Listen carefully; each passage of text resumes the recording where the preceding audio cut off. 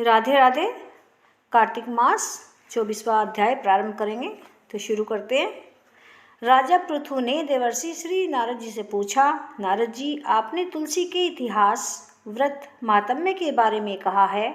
अब यह बताने की कृपा करें कि क्या इस कार्तिक मास में और भी देवताओं का पूजन होता है? यह भी मुझे समझाकर कहिए।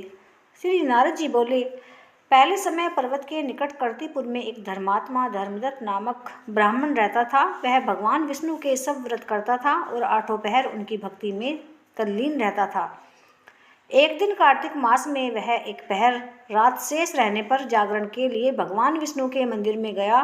वह हर प्रकार की सामग्री लेकर पूजा करने के लिए जा रहा था कि उसने मार्ग में एक बड़ी भयंकर राक्षसी को देखा, जिसके कि बड़े बड़े दांत थे, लपलपाती हुई जीभ थी, बड़े बड़े लाल लाल नेत्र थे, जिसका शरीर नंगा था, मांस रहित था। उस भयंकर राक्षसी को देखकर धर्मदत्त बुरी तरह से कांपने लगा और कुछ उपाय न देखकर उसने पूजा वाली थाली ही उसके ऊपर फेंक दी और जल का लोटा भी उस राक्षसी पर फेंक दिया, क्योंकि उसने भगवत नाम का जाप करते हुए वह सामग्री और जल का लोटा जिसमें कि तुलसी दल पड़ा हुआ था उसको मारा था। इससे उसके जन्म जन्मांतर के पाप नष्ट हो गए और उसे अपना पूर्व जन्म स्मरण हो आया। वह हाथ जोड़कर धर्मदत्त के चरणों में गिर पड़ी और उसने कहा, हे विप्र, मैं पूर्व जन्म के कर्मों के फल से इस अवस्था को प्राप्त हुई हूँ। नारद जी ने कहा, हे राजन, उसको इस प्रकार प्रणाम करते देखकर अति विस्मित होकर धर्मदत्त ने पूछा, तेरी यह अवस्था किस कर्म के फल से हुई? तू पूर्व जन्म में कहाँ रहती थी और तेरा कैसा चरित्र था? यह सब तू मुझे बता। उस राक्षसी ने, जिसका नाम कला था, उसने कहा, हे ब्राह्मण, सौराष्ट्र में भिक्षुक नामक एक ब्राह्मण रहता था। मैं उसकी पत्नी थी। मेरा स्वभाव बड़ा ही निष्ठुर था। मैंने अपने पति का कभी भला न चाहा, न कभी उसे अच्छा भोजन और मिठाई ही खाने को दी।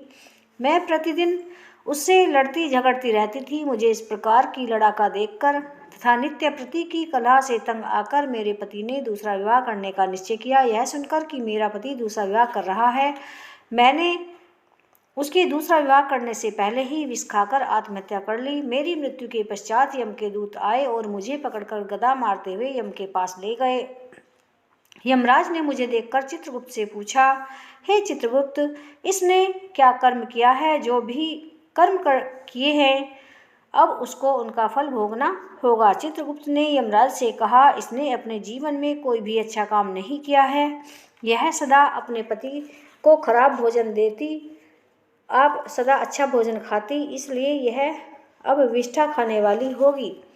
इसको अब सूकरी का जन्म दिया जावे, चूँकि यह अकेले ही पाक के बर्तनों में भोजन करती थी, इसलिए यह अपने बच्चों को खाने वाली बिल्ली हो। चूँकि अपने पति पर क्रोध करके आत्मघात किया है, इसीलिए यह प्रेत योनि में जाएगी। अब आप इसे अपने दूतों द्वारा मरु स्थान में भेज दीजिए। वहाँ पर वह बहुत दिनों तक प्रेत योनि में रहकर फिर यह पापिन अपनी तीनों योनियों को भोगे। लो हे विप्र, अतः मैं 500 वर्षों से प्रेत योनि में हूँ और भूख प्यास के कारण नित्य दुखी रहती थी कि एक दिन भूख से तंग आकर मैं एक वैश्य के शरीर में प्रविष्ट हो गई और उसके शरीर द्वारा मैं कृष्णा और वेणी के संगम पर इस देश में आ पहुँची।